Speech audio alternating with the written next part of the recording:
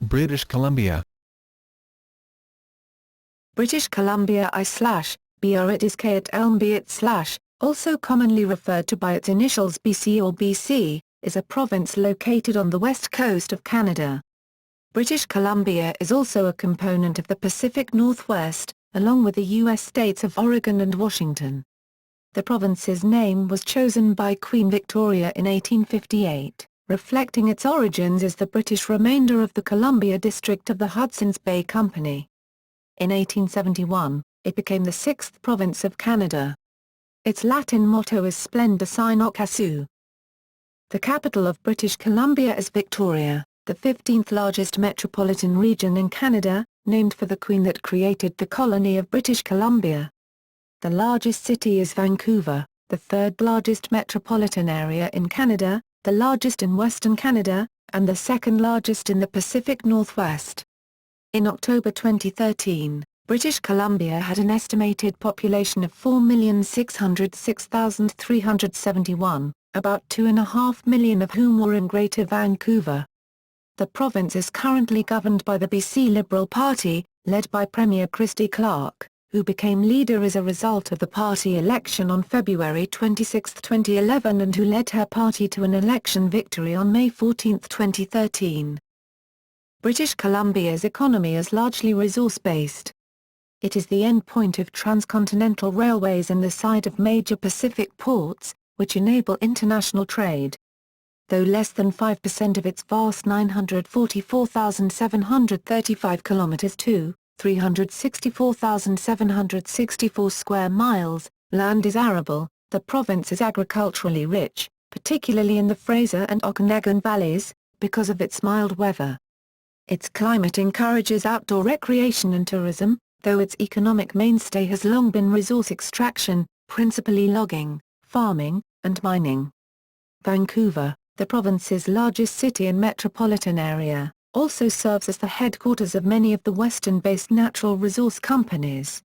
It also benefits from a strong housing market and a per capita income well above the national average. While the coast of BC and certain valleys in the south-central part of the province have mild weather, the majority of BC's land mass experiences a cold winter temperate climate similar to the rest of Canada. The northeast corner of BC has a subarctic climate with very cold winters. Etymology. The province's name was chosen by Queen Victoria when the colony of British Columbia, that is the mainland, became a British colony in 1858. It refers to the Columbia District, the British name for the territory drained by the Columbia River, in southeastern British Columbia, which was the namesake of the pre-Oregon Treaty Columbia Department of the Hudson's Bay Company. Queen Victoria chose British Columbia to distinguish what was the British sector of the Columbia District from that of the United States, American Columbia, or Southern Columbia, which became the Oregon Territory in 1848 as a result of the treaty. Geography. British Columbia is bordered by the Pacific Ocean on the west side, by the U.S. state of Alaska on the northwest as well as parts of the west, on the north by Yukon and the Northwest Territories, on the east by the province of Alberta, and on the south by the U.S. states of Washington, Idaho, and Montana. The current southern border of British Columbia was established by the 1846 Oregon Treaty, although its history is tied with lands as far south as California. British Columbia's land area is 944,735 square kilometers, 364,800 square miles. British Columbia's rugged coastline stretches for more than 27,000 kilometers, 17,000 miles, and includes deep, mountainous fjords and about 6,000 islands, most of which are uninhabited. British Columbia's capital is Victoria, located at the southeastern tip of Vancouver Island. Only a narrow strip of the island from Comox to Victoria is significantly populated. Much of the western part of Vancouver Island and the rest of the coast is covered by thick, tall and sometimes impenetrable temperate rainforest. The province's most populous city is Vancouver, which is at the confluence of the Fraser River and Georges Strait, located in the southwest corner of the mainland, an area often called the Lower Mainland. By land area, Abbotsford is the largest city. Van der Hoof is near the geographic center of the province. The coast mountains and the inside passage's many inlets provide some of British Columbia's renowned and spectacular scenery, which forms the backdrop and context for a growing outdoor adventure and ecotourism industry. 75% of the province is mountainous, more than 1,000 meters, 3,300 feet, above sea level. 60% is forested, and only about 5% is arable. The province's mainland away from the coastal regions is somewhat moderated by the Pacific Ocean. Terrain ranges from desert and semi-arid plateau to the range and canyon districts of the central and southern interior to boreal forest and subarctic prairie in the northern interior. The Okanagan area is one of several wine-producing regions in Canada and also produces ciders, extending from near Vernon to Osoyoos at the U.S. border. Other wine regions in British Columbia include the Cowichan Valley on Vancouver Island, and the Fraser Valley. Both exhibit more coastal influence. The southern interior cities of Kamloops and Penticton have some of the warmest and longest summer climates in Canada, although their temperature can be exceeded north of the Fraser Canyon, close to the confluence of the Fraser and Thompson River, where the terrain is rugged and covered with desert-type fauna. Semi-desert grassland is found on plateaus and region, with uses ranging from ranching to forestry at higher altitudes. The northern two-thirds of the province is largely unpopulated and undeveloped, and is mostly mountainous except east of the Rockies, where the Peace River District, in the northeast of the province, contains BC's portion of the Canadian prairies centered at Dawson Creek. Climate. With origins from the Kuroshio Current, also known as the Japan Current, which merges into the North Pacific Ocean Drift Current, giving coastal British Columbia its mild, rainy oceanic climate, verging on dry summer Mediterranean, subtropical in small pockets. Due to the blocking presence of successive mountain ranges, the climate of the interior of the province is semi-arid, with certain locations receiving less than 250 mm, 10 in annual precipitation. The annual mean temperature in the most populated areas of the province is up to 12 DEGC, 54 DEGF, the mildest anywhere in Canada. Southern interior valleys have short winters with only brief bouts of cold or infrequent heavy snow, while those in the Cariboo, in the central interior, are colder because of increased altitude and latitude, but without the intensity or duration experienced at similar latitudes elsewhere in Canada. For example, the average overnight low in Prince George, roughly located in the middle of the province, in January is 12 DEGC, 10 DEGF. Heavy snowfall occurs in all elevated mountainous terrain, providing bountiful basis for skiers in both south and central BC. Winters are generally severe in the northern interior, but even their milder air can penetrate far inland. The coldest temperature in British Columbia was recorded in Smith River, where it dropped to 58.9 DEGC, 74 DEGF, one of the coldest readings recorded anywhere in North America. On the coast, rainfall, sometimes relentless heavy rain, dominates in winter because of consistent barrages of cyclonic low-pressure systems from the North Pacific, but on occasion, and not every winter, heavy snowfalls and below-freezing temperatures arrive when modified Arctic air reaches coastal areas, typically for short periods. Opposite of that, coastal areas are generally milder and dry during summer under the influence of stable anticyclonic high pressure. Southern interior valleys are hot. For example, in Osoyoos, the July maximum temperature averages 31.7 DEGC, 89 DEGF, the hottest month of any place in Canada. This hot weather sometimes spreads towards the coast or to the far north of the province. Temperatures often exceed 40 DEGC, 104 DEGF, in the lower elevations of interior valleys during midsummer, with a record high of 44.4 DEGC, 111.9 DEGF, being held in Lytton on July 16, 1941.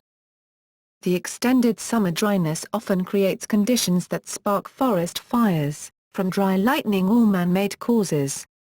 Many areas of the province are often covered by a blanket of heavy cloud and low fog during the winter months, despite abundant summer sunshine.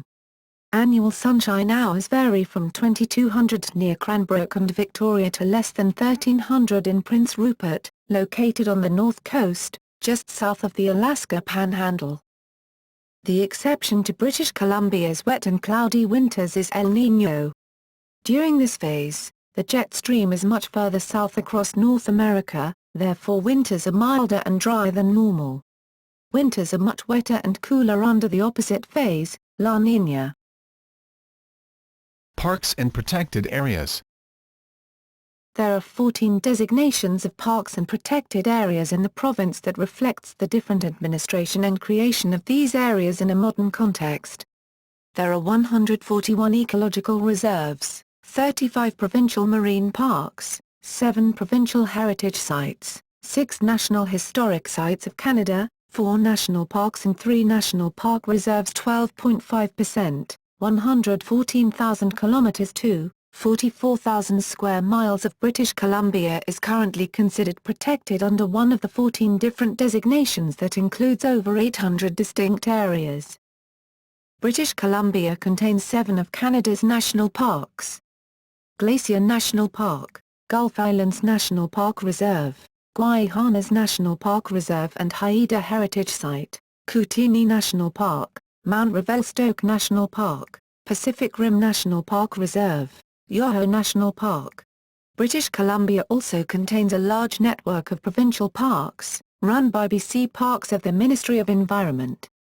British Columbia's provincial park system is the second largest park system in Canada, the largest is Canada's National Park System. Another tier of parks in British Columbia are regional parks, which are maintained and run by regional districts. In addition to these areas, over 47,000 kilometers to 18,000 square miles of arable land are protected by the Agricultural Land Reserve. Fauna. Much of the province is wild or semi-wild, so that populations of many mammalian species that have become rare in much of the United States still flourish in British Columbia. Watching animals of various sorts, including a very wide range of birds, has also long been popular. Bears, grizzly, black, and the Kermode bear or spirit bear, found only in British Columbia, live here, as do deer, elk, moose, caribou, bighorn sheep, mountain goats, marmots, beavers, muskrat, coyotes, wolves, mustelids, such as wolverines, badgers and fishers, cougar, eagles, ospreys, herons, Canada geese, swans, loons, hawks, owls, ravens, harlequin ducks, and many other sorts of ducks. Smaller birds, robins, jays, grosbeaks, chickadees, and so on, also abound. Healthy populations of many sorts of fish are found in the waters, including salmonids such as several species of salmon, trout, char, and so on. Besides salmon and trout, sport fishers in BC also catch halibut, steelhead, bass, and sturgeon.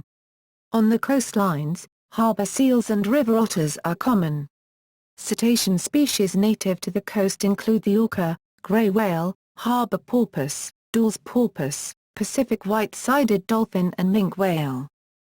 British Columbian introduced species include common dandelion, ring-necked pheasant, Pacific oyster, brown trout, black slug, European starling, cowbird, knapweed, bullfrog, purple loosestrife, Scotch broom, Himalayan blackberry, European earwig, tent caterpillar, sobug, grey squirrel, Asian longhorn beetle, English ivy, fallow deer, thistle, gorse, Norway rat, crested myna, an Asian or European gypsy moth.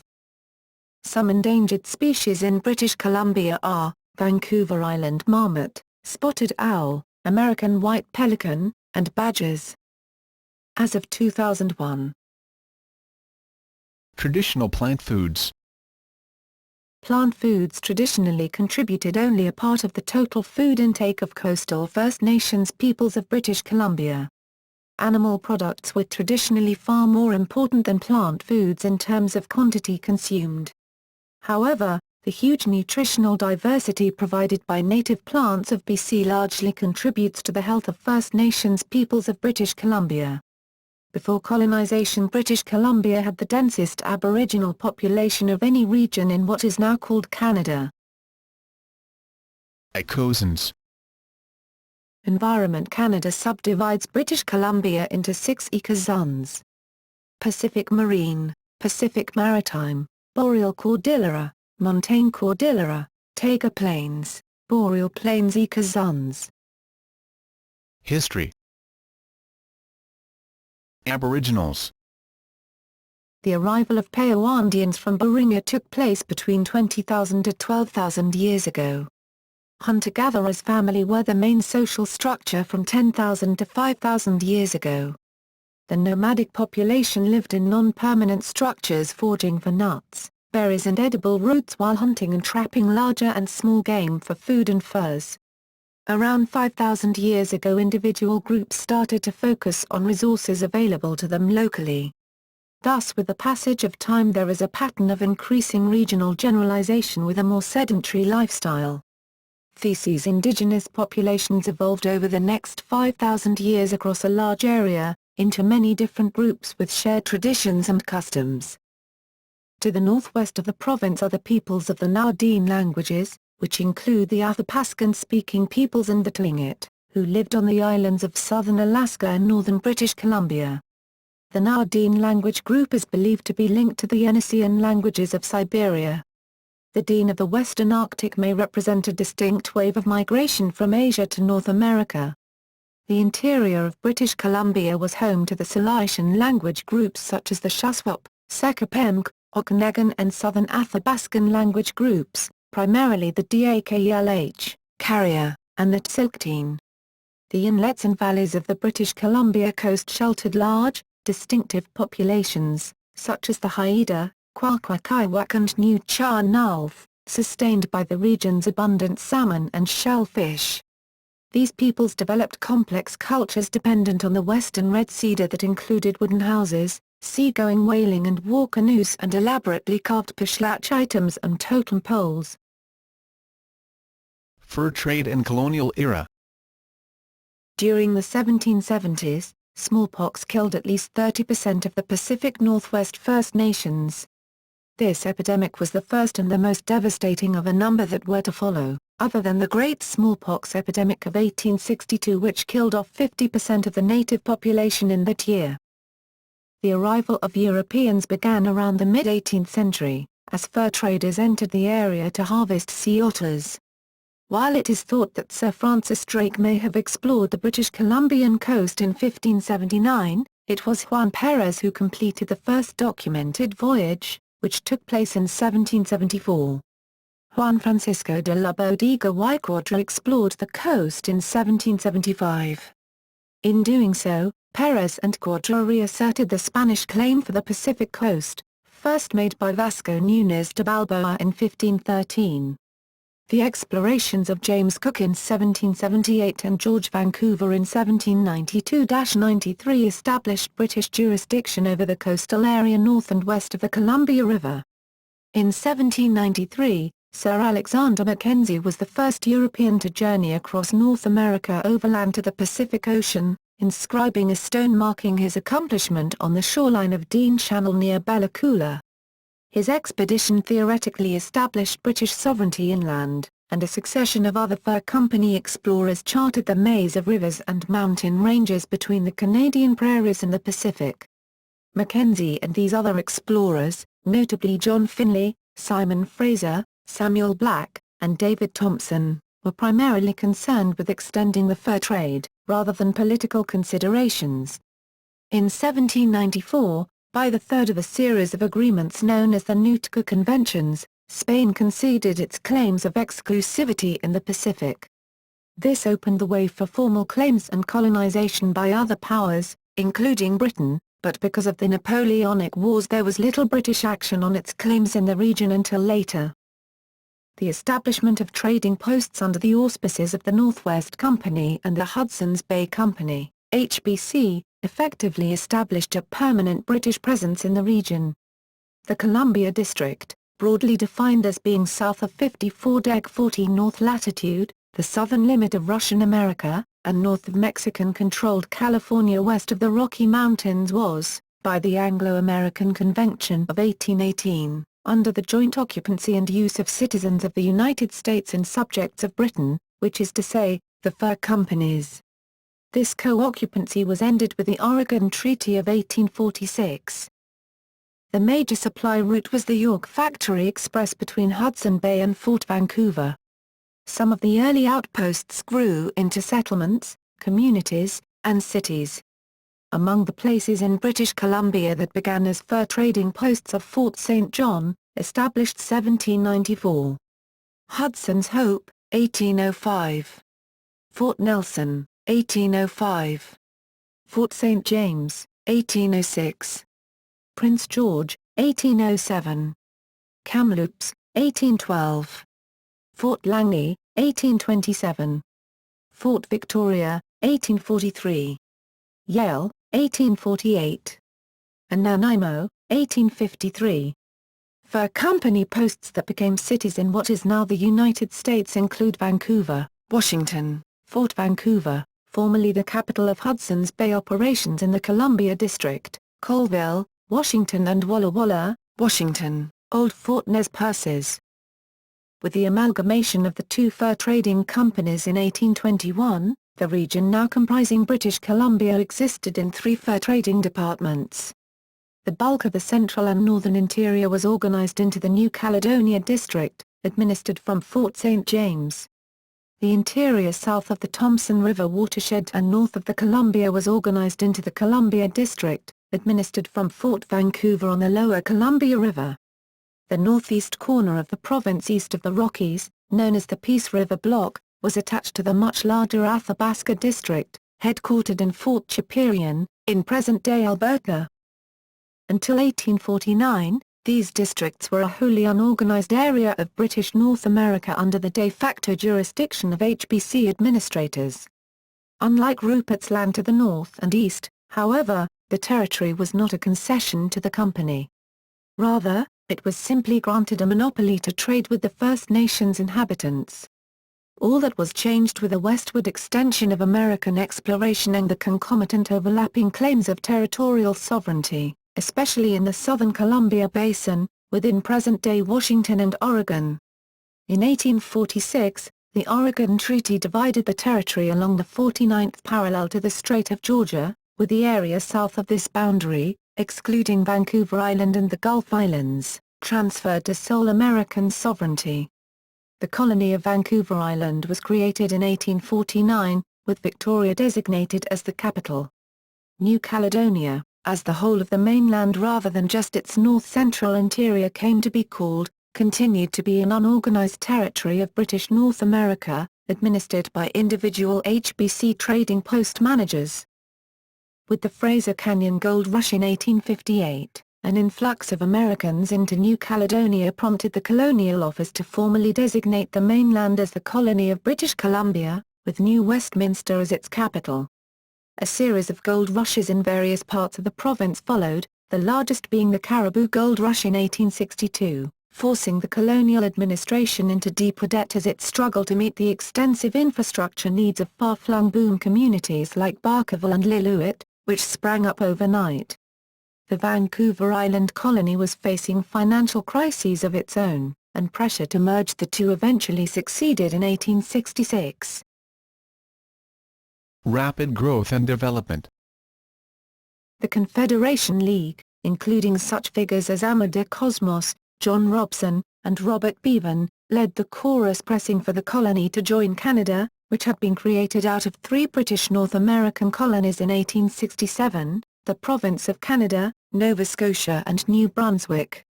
Several factors motivated this agitation, including the fear of annexation to the United States, the overwhelming debt created by rapid population growth, the need for government-funded services to support this population, and the economic depression caused by the end of the gold rush.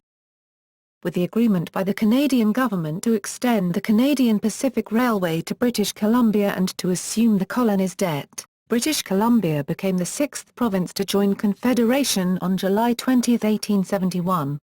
The borders of the province were not completely settled. The Treaty of Washington sent the Pigwash-San Juan Islands border dispute to arbitration in 1871, and in 1903, the province's territory shrank again after the Alaska boundary dispute settled the vague boundary of the Alaska Panhandle. Population in British Columbia continued to expand as the province's mining, forestry, agriculture, and fishing sectors were developed. Mining activity was particularly notable throughout the mainland, particularly in the Boundary Country, in the Slacken, in the West Kootenai-Around Trail, the East Kootenai, the southeast corner of the province, the Fraser Canyon, the Caribou, the Ominka and the Cassia, so much so a common epithet for the mainland, even after provincehood, was the Gold Colony.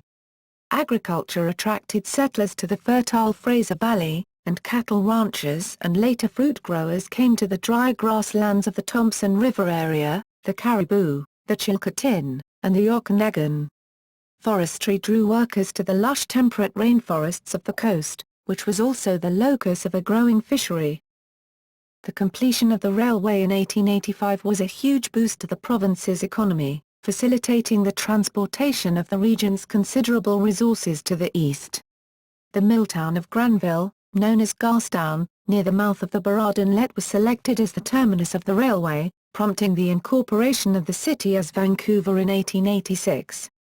The completion of the Port of Vancouver spurred rapid growth, and in less than 50 years the city surpassed Winnipeg, Manitoba, as the largest in Western Canada. The early decades of the province were ones in which issues of land use, specifically, its settlement and development, were paramount. This included expropriation from First Nations people of their land, control over its resources, as well as the ability to trade in some resources, such as the fishery. Establishing a labor force to develop the province was problematic from the start, and British Columbia was the locus of immigration from Europe, China, and Japan. The influx of a non-Caucasian population stimulated resentment from the dominant ethnic groups, resulting in agitation, much of it successful, to restrict the ability of Asian people to immigrate to British Columbia through the imposition of a head tax. This resentment culminated in mob attacks against Chinese and Japanese immigrants in Vancouver in 1887 and 1907. By 1923, almost all Chinese immigration had been blocked except for merchants, professionals, students and investors. Meanwhile, the province continued to grow. In 1914, the last spike of a second transcontinental rail line, the Grand Trunk Pacific, linking north-central British Columbia from the Yellowhead Pass through Prince George to Prince Rupert was driven at Fort Fraser. This opened up the North Coast and the Bulkley Valley region to new economic opportunities. What had previously been an almost exclusively fur trade and subsistence economy soon became a locus for forestry, farming, and mining. 1920s through 1940s. When the men returned from World War I, they discovered the recently enfranchised women of the province had helped vote in the prohibition of liquor in an effort to end the social problems associated with the hardcore drinking that Vancouver and the rest of the province was famous for until the war. Because of pressure from veterans, prohibition was quickly relaxed so that the soldier and the working man could enjoy a drink, but widespread unemployment among veterans was hardened by many of the available jobs being taken by European immigrants, and disgruntled veterans organized a range of soldier parties to represent their interests, variously named Soldier Farmer, Soldier Labor, and Farmer Labor parties. These formed the basis of the fractured labor political spectrum that would generate a host of fringe leftist and rightist parties, including those who would eventually form the Cooperative Commonwealth and the early social credit splinter groups. The advent of prohibition in the United States created new opportunities, and many found employment or at least profit in cross-border liquor smuggling. Much of Vancouver's prosperity and opulence in the 1920s results from this pirate economy, although growth in forestry, fishing and mining continued. The end of U.S. prohibition, combined with the onset of the Great Depression, plunged the province into economic destitution. Compounding the already dire local economic situation, tens of thousands of men from colder parts of Canada swarmed into Vancouver, creating huge hobo jungles around False Creek and the Burrard Inlet rail yards, including the old Canadian Pacific Railway mainline right-of-way through the heart of the city's downtown, at Hastings and Carroll. Increasingly desperate times led to intense political organizing efforts, an occupation of the main post office at Granville and Hastings which was violently put down by the police, and an effective imposition of martial law on the docks for almost 3 years. A Vancouver contingent for the On to Ottawa trek was organized and seized a train, which was loaded with thousands of men bound for the capital, but was met by a Gatling gun straddling the tracks at Mission. The men were arrested and sent to work camps for the duration of the Depression. There were some signs of economic life beginning to return to normal towards the end of the 1930s, but it was the onset of World War II which transformed the national economy and ended the hard times of the Depression. Because of the war effort, women entered the workforce as never before. British Columbia has long taken advantage of its location on the Pacific Ocean to have close relations with East Asia. However, this has often caused friction between cultures which have caused occasional displays of animosity toward Asian immigrants. This was most manifest during the Second World War, when many people of Japanese descent were relocated or interned in the interior of the province. Coalition and the post-war boom. During World War II, the mainstream BC Liberal and BC Conservative parties of British Columbia united in a formal coalition government under new Liberal leader John Hart, who replaced Duff Petulo when the latter failed to win a majority in the 1941 election. While the Liberals won the most number of seats, they actually received fewer votes than the Socialist Cooperative Commonwealth Federation, CCF. Petulo was unwilling to form a coalition with the rival Conservatives led by Royal Maitland, and was replaced by Hart, who formed a coalition cabinet made up of 5 Liberal and 3 Conservative ministers. The CCF was invited to join the coalition but refused. The pretext for continuing the coalition after the end of World War II was to prevent the CCF, which had won a surprise victory in Saskatchewan in 1944, from ever coming to power in British Columbia. The CCF's popular vote was high enough in the 1945 election that they were likely to have won 3-way contests and could have formed government. However, the coalition prevented that by uniting the anti-socialist vote. In the post-war environment, the government initiated a series of infrastructure projects, notably the completion of Highway 97 north of Prince George to the Peace River Block, a section called the John Hart Highway, and also public hospital insurance. In 1947, the reins of the coalition were taken over by Byron and Jma Johnson. The Conservatives had wanted their new leader Herbert Anscombe to be premier, but the Liberals in the coalition refused. Johnson led the coalition to the highest percentage of the popular vote in British Columbia history, 61% in the 1949 election. This victory was attributable to the popularity of his government spending programs, despite rising criticism of corruption and abuse of power. During his tenure, major infrastructure continued to expand, and the agreement with Alcan to build the Kamano-Kitimat hydro and aluminum complex was put in place. Johnson achieved popularity for flood relief efforts during the 1948 flooding of the Fraser Valley, which was a major blow to that region and to the province's economy. Increasing tension between the Liberal and Conservative coalition partners led the Liberal Party executive to vote to instruct Johnson to terminate the arrangement. Johnson ended the coalition and dropped his Conservative cabinet ministers, including Deputy Premier and Finance Minister Herbert Anscombe, precipitating the general election of 1952. A referendum on electoral reform prior to this election had instigated an elimination ballot, similar to a preferential ballot, where voters could select second and third choices. The intent of the ballot, as campaigned for by Liberals and Conservatives, was that their supporters would list the rival party in lieu of the CCF, but this plan backfired when a large group of voters from all major parties, including the CCF, voted for the fringe British Columbia Social Credit Party, SOCREDS, who wound up with the largest number of seats in the House, 19, only 1 seat ahead of the CCF. Despite the CCF having 34.3% of the vote to Social Credit's 30.18%. The Social Credit Party, led by rebel former Conservative MLA W.A.C. Bennett, formed a minority government backed by the Liberals and Conservatives, with 6 and 4 seats respectively. Bennett began a series of fiscal reforms, preaching a new variety of populism as well as waxing eloquent on progress and development, laying the ground for a second election in 1953 in which the new Bennett regime secured a majority of seats, with 38% of the vote. Secure with that majority, Bennett returned the province to the first-past-the-post system thereafter, which is still in use today. Growth of government in the economy.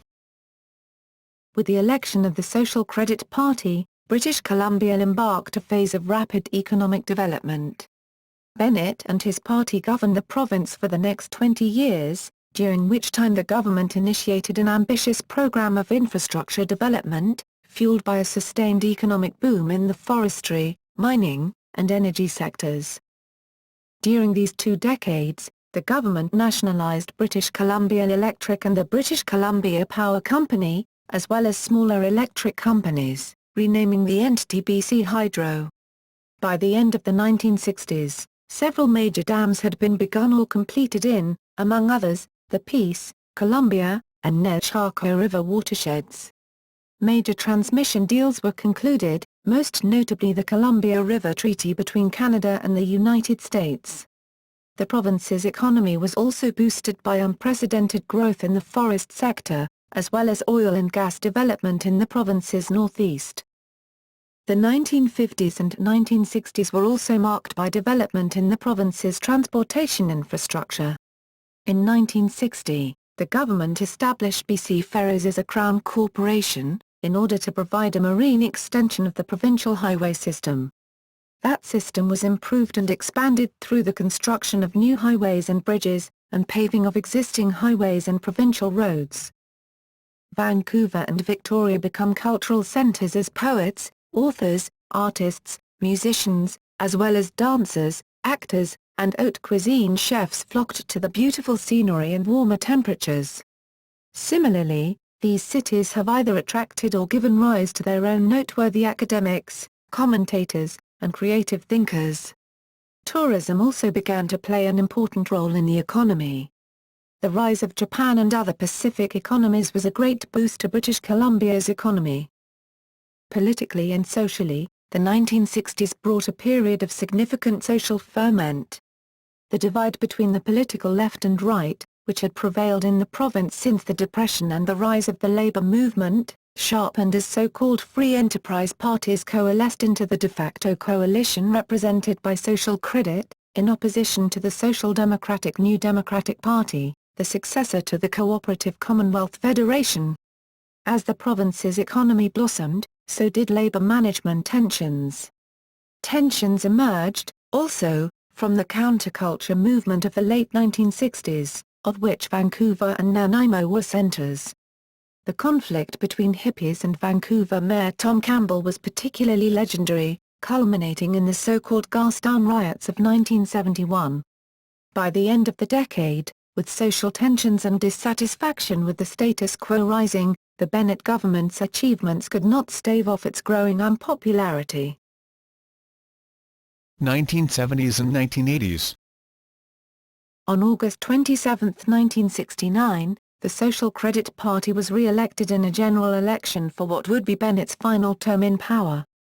At the start of the 1970s, the economy was quite strong because of rising coal prices and an increase in annual allowable cuts in the forestry sector. However, BC Hydro reported its first loss, which was the beginning of the end for Bennett and the Social Credit Party. The Socreds were forced from power in the August 1972 election, paving the way for a provincial New Democratic Party, (NDP), government under Dave Barrett.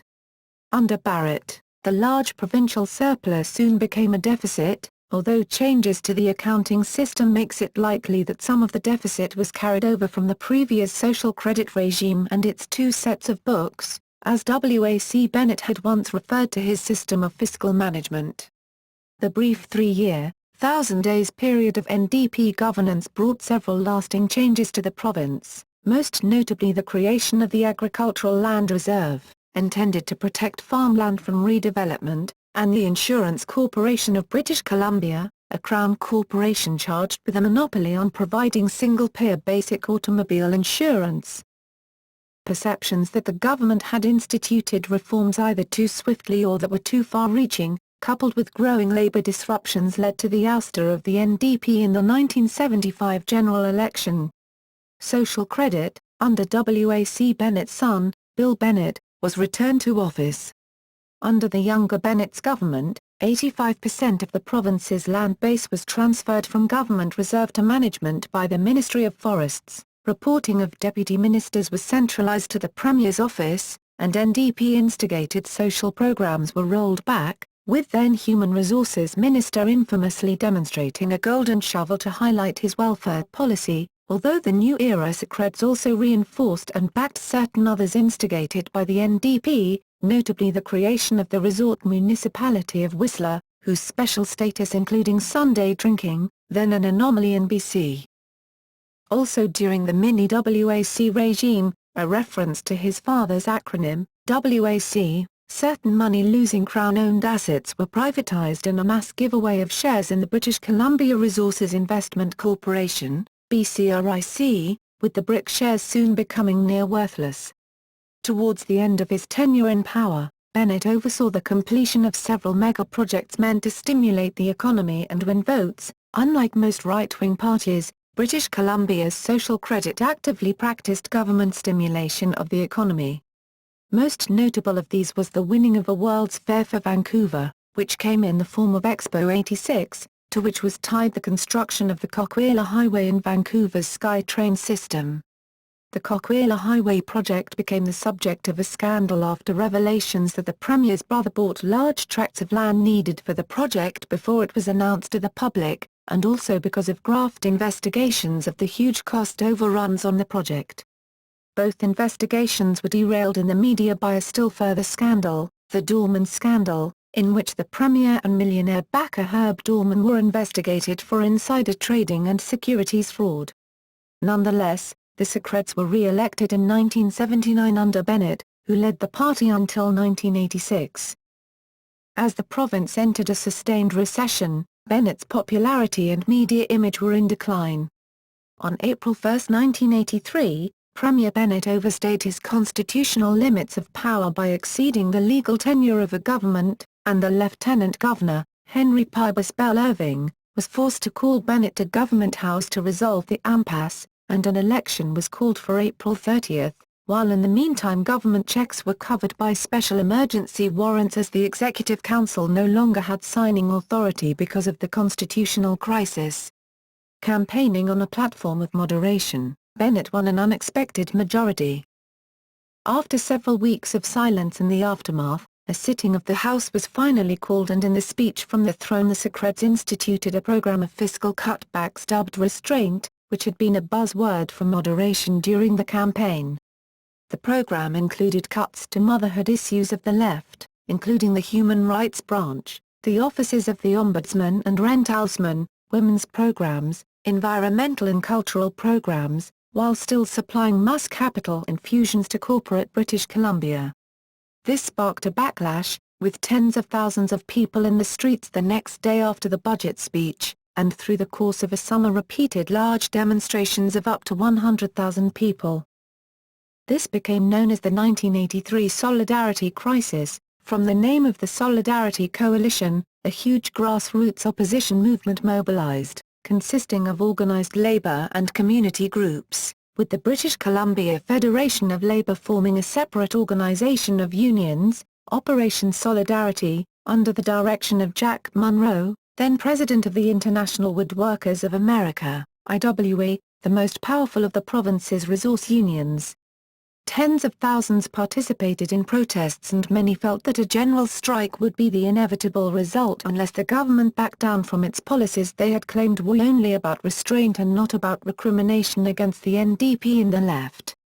Just as a strike at Pacific Press ended, which had crippled the political management of the public agenda by the publishers of the province's major papers, the movement collapsed after an apparent deal was struck by union leader and IWA president, Jack Monroe and Premier Bennett. A tense winter of blockades at various job sites around the province ensued, as among the new laws were those enabling non-union labor to work on large projects and other sensitive labor issues, with companies from Alberta and other provinces brought in to compete with Union-scale British Columbia companies. Despite the tension, Bennett's last few years in power were relatively peaceful as economic and political momentum grew on the mega-projects associated with Expo, and Bennett was to end his career by hosting Prince Charles and Lady Diana on their visit to open Expo 86. His retirement being announced, a social credit convention was scheduled for the Whistler Resort, which came down to a three-way shooting match between Bud Smith, the Premier's right-hand man but an unelected official, Social Credit Party Grand Dame Grace McCarthy, and the charismatic but eccentric Bill van der Zalm. Bill van der Zalm became the new so-called leader when Smith threw his support to him rather than see McCarthy win, and led the party to victory in the election later that year. Van der Zalm was later involved in a conflict of interest scandal following the sale of Fantasy Gardens, a Christian and Dutch culture theme park built by the Premier, to Tan Yu, a Filipino-Chinese gambling kingpin. There were also concerns over Yu's application to the government for a bank license, and lurid stories from flamboyant realtor Fei Lung of a party in the Howard Hughes suite on the top 2 floors of the Bayshore Inn, where Tan Yu had been staying, with reports of a bag of money in a brown paper bag passed from Yu to van der Zalm during the goings-on. These scandals forced van der Zalm's resignation, and Rita Johnston became Premier of the province. Johnston presided over the end of social credit power, calling an election which led to the reducing of the party's caucus to only 2 seats, and the revival of the long-defunct British Columbia Liberal Party as opposition to the victorious NDP under former Vancouver Mayor Mike Harcourt. In 1988, David Lamb was appointed as British Columbia's 25th Lieutenant Governor, and was the province's first Lieutenant Governor of Chinese origin. 1990s to present. Johnston lost the 1991 general election to the NDP, under the leadership of Mike Harcourt, a former mayor of Vancouver. The NDP's unprecedented creation of new parkland and protected areas was popular, and helped boost the province's growing tourism sector. However, the economy continued to struggle against the backdrop of a weak resource economy. Housing starts and an expanded service sector saw growth overall through the decade, despite political turmoil.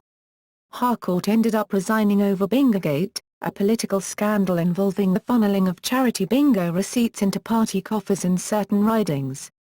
Harcourt was not implicated, but he resigned nonetheless in respect of constitutional conventions calling for leaders under suspicion to step aside. Glenn Clark, a former president of the BC Federation of Labour, was chosen the new leader of the NDP, which won a second term in 1996. More scandals dogged the party, most notably the fast ferry scandal involving the province trying to develop the shipbuilding industry in British Columbia. An allegation, never substantiated, that the Premier had received a favour in return for granting a gaming licence led to Clark's resignation as Premier.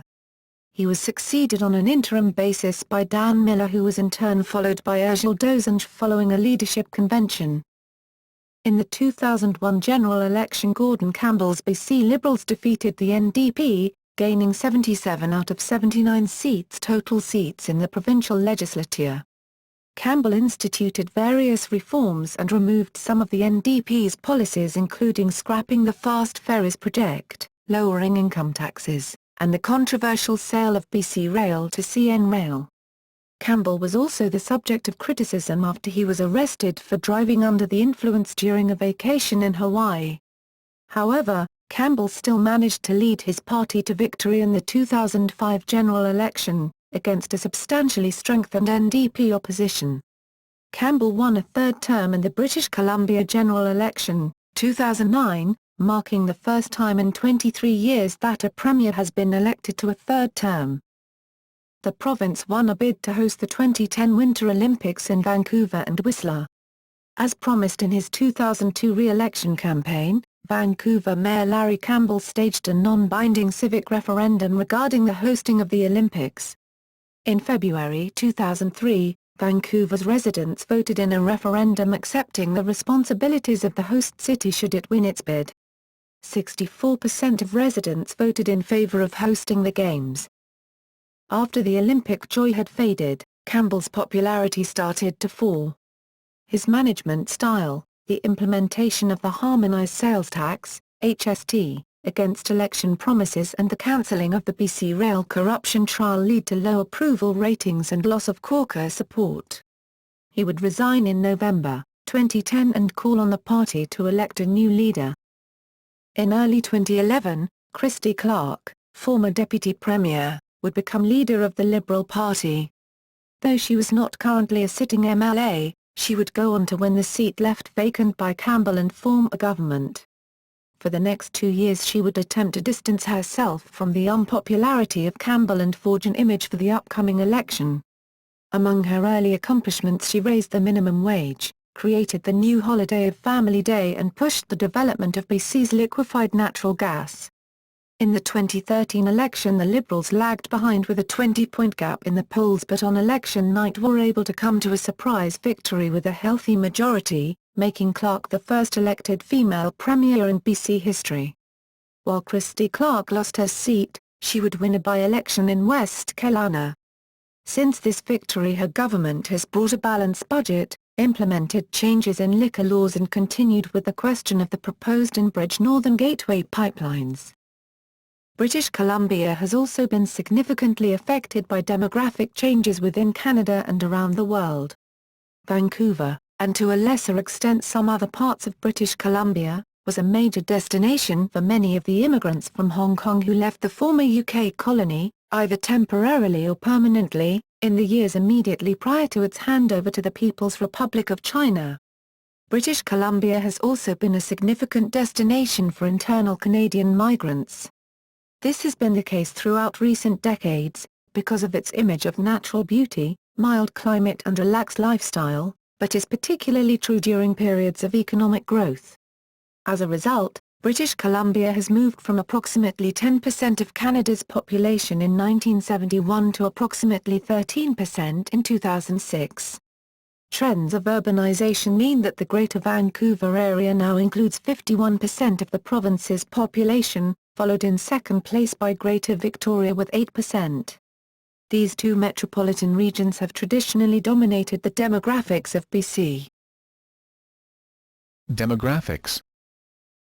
The largest denominations by number of adherents according to the 2001 census were none, atheist, agnostic, and so on.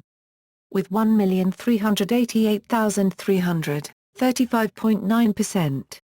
Protestant with 1,213,295, 31.4%.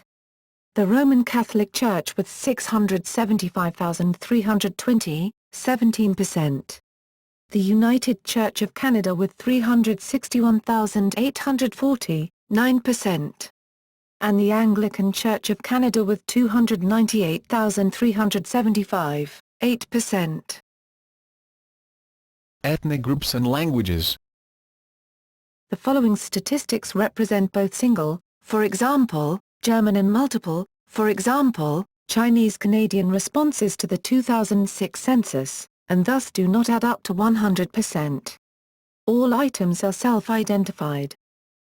Though just 1.8% refer to their origins as being British, a majority 57.3% of the population of British Columbia claim their ethnic origin as being from one of the British nations, England, Scotland or Wales. Migration was primarily from Scotland, Wales and Northern England, especially Northeast England. Out of the 54 of Metro Vancouver's 100 most common names that are British in origin, 29 are of Scottish or Northern English origin, 9 are Welsh, and only 4 are native to England's south. Another 15.2% refer to their ethnicity as Irish, though not distinguishing between Northern Ireland and the Republic of Ireland. Of the provinces, British Columbia had the highest proportion of visible minorities, representing 24.8% of its population. Asians at 20.2% of the total population, are by far the largest visible minority demographic, with many of the Lower Mainland's large cities having sizable Chinese, South Asian, Japanese, Filipino, and Korean communities. Also present in large numbers relative to other regions of Canada, except Toronto, and ever since the province was first settled, unlike Toronto, are many European ethnicities of the first and second generation, notably Germans, Scandinavians, Yugoslavs and Italians. Third-generation Europeans are generally of mixed lineage, and traditionally intermarried with other ethnic groups more than in any other Canadian province. First-generation Britons remain a strong component of local society despite limitations on immigration from Britain since the ending of special status for British subjects in the 1960s. Of the 4,113,847 population counted by the 2006 census, 4,074,385 people completed the section about language. Of these, 4,022,045 gave singular responses to the question regarding mother tongue. The languages most commonly reported were the following. Numerous other languages were also counted, but only languages with more than 2,000 native speakers are shown.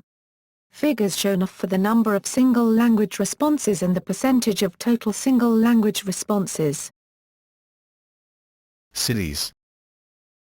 Half of all British Columbians live in the Metro Vancouver area, which includes Vancouver, Surrey, New Westminster, West Vancouver, North Vancouver, City, North Vancouver, District Municipality, Burnaby, Coquitlam, Port Coquitlam, Maple Ridge, Langley, City, Langley, District Municipality, Delta, Pitt Meadows, White Rock, Richmond, Port Moody, Anmore, Bilkara, Lions Bay and Boyne Island, with adjacent unincorporated areas represented in the regional district as the electoral area known as Greater Vancouver Electoral Area A. 17 Indian reserves are located in the metropolitan area but are outside the jurisdiction of the regional district and not represented in its government. Also in the metropolitan area but not represented in the regional district are the university endowment lands.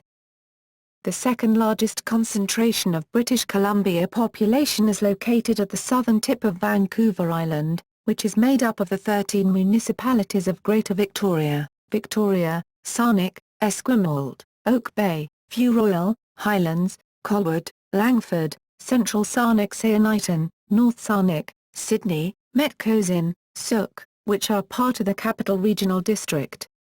The metropolitan area also includes several Indian reserves, the governments of which are not part of the regional district. Almost half of the Vancouver Island population is located in Greater Victoria. Economy. British Columbia has a history of being a resource-dominated economy, centered on the forestry industry but also with fluctuating importance in mining. Employment in the resource sector has fallen steadily as a percentage of employment, and new jobs are mostly in the construction and retail service sectors. It now has the highest percentage of service industry jobs in the West, comprising 72% of industry, compared to 60% Western Canadian average. The largest section of this employment is in finance, insurance, real estate and corporate management. Many areas outside of metropolitan areas, however, are still heavily reliant on resource extraction. With its film industry known as Hollywood North, the Vancouver region is the third largest feature film production location in North America, after Los Angeles and New York City.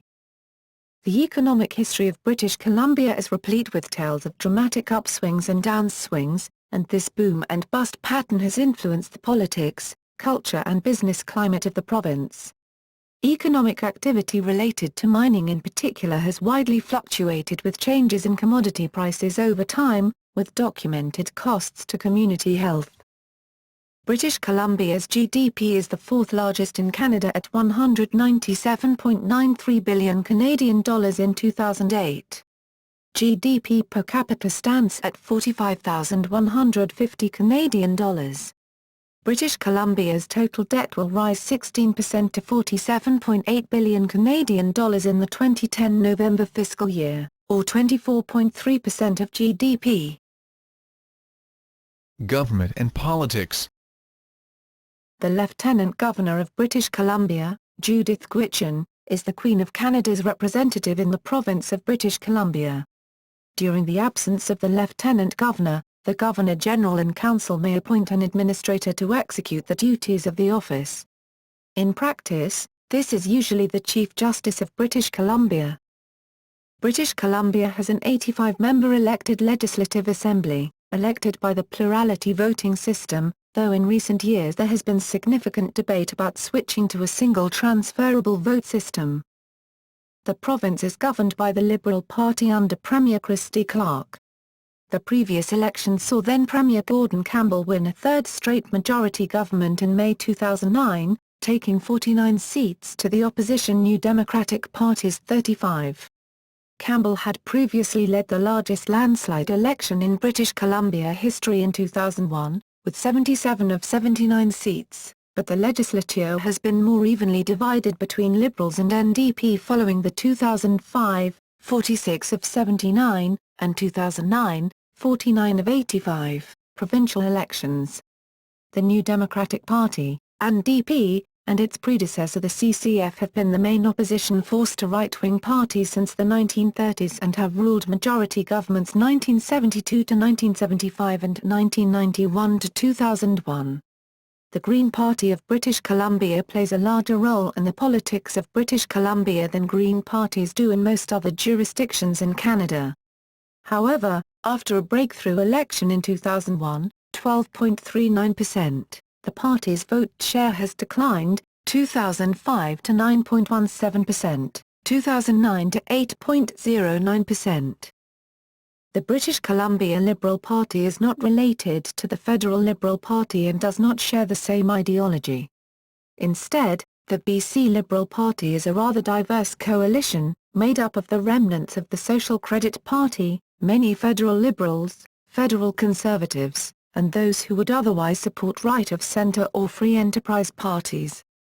Historically, there have commonly been third parties present in the legislature, including the Liberals themselves from 1952 to 1975. The BC Green Party are the current third party in British Columbia, with one seat in the legislature. Prior to the rise of the Liberal Party, British Columbia's main political party was the British Columbia Social Credit Party, which ruled British Columbia for 20 continuous years. While sharing some ideology with the current Liberal government, they were more right-wing although undertook nationalisation of various important monopolies, notably BC Hydro and BC Ferries. British Columbia is known for having politically active labour unions who have traditionally supported the NDP or its predecessor, the CCF. British Columbia's political history is typified by scandal and a cast of colourful characters, beginning with various colonial-era land scandals and abuses of power by early officials, such as those that led to McGowan's War in 1858-59. Notable scandals in social credit years included the Robert Bonner affair, the Fantasy Gardens scandal which forced Premier Bill van der Zalm to resign and ended the social credit era, the Bingergate scandal which brought down NDP Premier Mike Harcourt, the alleged scandal named Casinogate which drove NDP Premier Glenn Clark to resign. A variety of scandals have plagued the current Liberal government, including Campbell's arrest for drunk driving in Maui and the resignation of various cabinet ministers because of conflict of interest allegations. A Christmas Eve raid on the Parliament buildings in Victoria, including the Premier's office, has resulted in charges only for ministerial aides, although key cabinet members from the time have since resigned. The case, currently in preliminary hearings in the courts and relating to the sale of BC Rail to CN Rail, may not reach trial because of the mass of evidence and various procedural problems. Campbell eventually resigned in late 2010 due to opposition to his government's plan to introduce a harmonised sales tax, HST, and was replaced by Christy Clark as Premier in a BC Liberal leadership election. Official symbols. The government of British Columbia has designated several minerals, animals, and plants as official symbols of the province. Bird, Steller's jay; mammal, spirit, or Kermode bear; tree, western red cedar; plant, Pacific dogwood; gemstone, jade; fish, Pacific salmon. Civil rights. British Columbia was the second Canadian jurisdiction, after Ontario, to legalise same-sex marriage. Transportation. Transportation played a huge role in British Columbia history. The Rocky Mountains and the ranges west of them constituted a significant obstacle to overland travel until the completion of the Transcontinental Railway in 1885. The Peace River Canyon through the Rocky Mountains was the route that the earliest explorers and fur traders used. Fur trade routes were only marginally used for access to British Columbia through the mountains. Travel from the rest of Canada before 1885 meant the difficulty of overland travel via the United States, around Cape Horn or overseas from Asia. Nearly all travel and freight to and from the region occurred via the Pacific Ocean, primarily through the ports of Victoria and New Westminster. Until the 1930s, rail was the only means of overland travel to and from the rest of Canada. Travelers using motor vehicles needed to journey through the United States. With the construction of the Interprovincial Highway in 1932, now known as the Crow's Nest Pass Highway, and later the Trans-Canada Highway, road transportation evolved into the preferred mode of overland travel to and from the rest of the country. Roads and highways. Because of its size and rugged, varying topography, British Columbia requires thousands of kilometres of provincial highways to connect its communities. British Columbia's road systems were notoriously poorly maintained and dangerous until a concentrated program of improvement was initiated in the 1950s and 1960s. There are now freeways in Greater Victoria, the Lower Mainland, and central interior of the province. Much of the rest of the province, where traffic volumes are generally low, is accessible by well-maintained generally high-mobility two-lane arterial highways with additional passing lanes in mountainous areas and usually only a few stop-controlled intersections outside the main urban areas. A couple of busy intercity corridors outside Greater Vancouver feature more heavily signalized limited mobility arterial highways that are mostly four-lane and often divided by portable median traffic barriers. Highway 1 on Vancouver Island and Highway 97 through the Okanagan Valley are medium to high-volume roadways with variable posted speeds that range from 50 km per hour to maximums just slightly lower than the principal grade-separated highways. Numerous traffic lights operate in place of interchanges on both arterials as long-term cost-cutting measures. Signalization along both these highways is heaviest through urban areas and along inter-urban sections where traffic volumes are similar to and sometimes higher than the freeways, but where funding is not available for upgrades to interchanges or construction of high-mobility alternative routes or bypasses. The building and maintenance of provincial highways is the responsibility of the British Columbia Ministry of Transportation and Infrastructure. There are only 5 major routes to the rest of Canada. From south to north they are, BC Highway 3 through the Crow's Nest Pass, the Vermilion Pass, Highway 93 in both British Columbia and Alberta, the Kicking Horse Pass, the latter being used by the Trans-Canada Highway entering Alberta through Banff National Park, the Yellowhead Highway 16, through Jasper National Park, and Highway 2 through Dawson Creek. There are also several highway crossings to the adjoining American states of Washington, Idaho, and Montana. The longest highway is Highway 97, running 2,081 kilometers, 1,293 miles, from the British Columbia-Washington border at Oshkosh north to Watson Lake, Yukon, and which includes the British Columbia portion of the Alaska Highway. Public transit. Prior to 1979, surface public transit was administered by BC Hydro, the provincially owned electricity utility. Subsequently, the province established BC Transit to oversee and operate all municipal transportation systems. In 1998, the Greater Vancouver Transportation Authority, TransLink, now South Coast British Columbia Transportation Authority, a separate authority for routes within the Greater Vancouver Regional District, was established. Public transit in British Columbia consists mainly of diesel buses, although Vancouver is also serviced by a fleet of trolley buses. Several experimental buses are being tested, such as hybrid buses that has both gasoline and electric engines. TransLink operates SkyTrain, an automated metro system serving the cities of Vancouver, Burnaby, New Westminster, North Surrey and Richmond.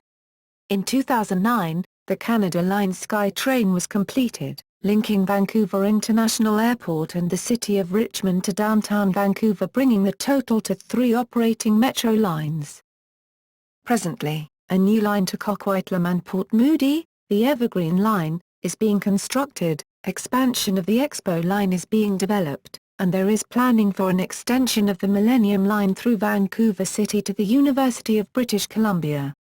Also of note, turnstiles are being added to all existing, and future, lines of the system. In the past, SkyTrain used a proof of payment honor system. Rail.